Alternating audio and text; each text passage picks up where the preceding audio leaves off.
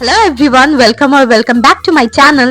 বন্ধু এবং বন্ধুর স্কুটি নিয়ে বেরিয়ে পড়লাম অজানাকে জানতে এবং নতুন কিছু জায়গা এক্সপ্লোর করতে। যেমনটা আপনারা দেখতেই পাচ্ছেন, এখন আমরা 2 থেকে 4 হয়ে গেছি। আমাদের সঙ্গে 2 দাদাও যাচ্ছে। অবশ্য দাদাদের জন্য জায়গাটা অচেনা নয়, দাদারাই আমাদেরকে নিয়ে যাচ্ছে।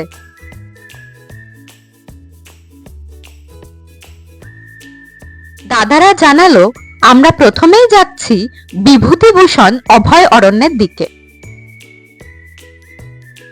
জানি না কেন দাদা অন্যের স্কুটির সামনে গিয়ে অন্যের স্কুটির আয়নায় নিজের চশমা ঠিক করছে। আমরা এখন পৌঁছে গেছি বিভূতিভূষণ অভয় অরণ্যের সামনে। এন্ট্রি টাইম ওভার হয়ে যাওয়ায় আমাদেরকে ঢুকতে দেওয়া হলো না। এখন আমরা যাচ্ছি অন্য একটি ডেস্টিনেশনের উদ্দেশ্যে। সেটা কি এক্ষুনি জানতে পারবেন।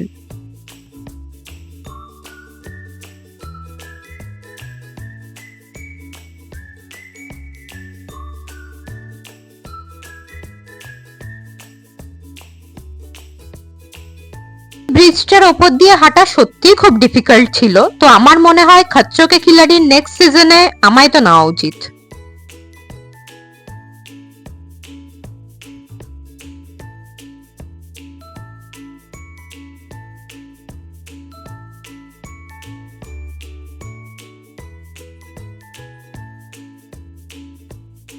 পারিপার্শ্বিক সুন্দর কিছু পরিবেশ দেখতে দেখতে আমরা পৌঁছে গেলাম নিজেদের নেক্সট ডেস্টিনেশনে, নীলকুঠিতে।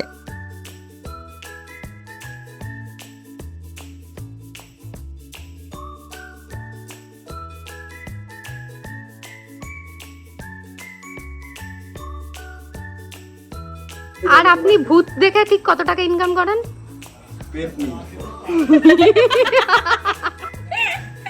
ভুল বলেছেন আপনি, পেতনি। এখানে ভূত থাকে না। পেতনিটাকে কেমন দেখতে? পেতনির জন্য ফ্রিতে দেখে। এত বড় হাতে একটা হলুদ কার বাঁধা আছে।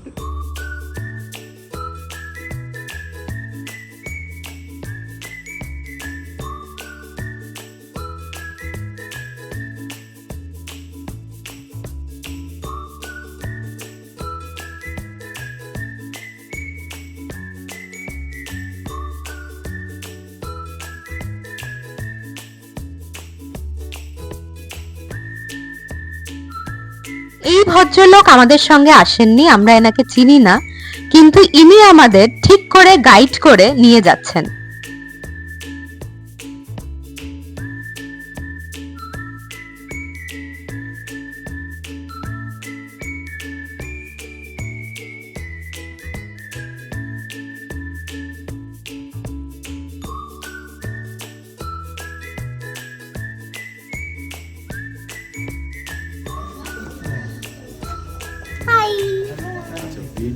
ভিডিও হচ্ছে।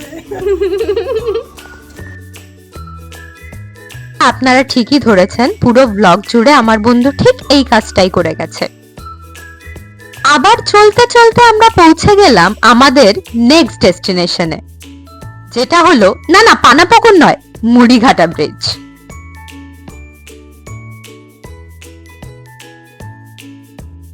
যেমনটা আপনারা দেখতেই পাচ্ছেন, সূর্য এখন অস্তাচলগামী।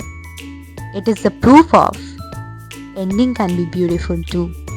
যাই হোক, এখন চলছে দাদাদের ফটো সেশন, আর ও আপন মনে কিছু তো ভাবছে।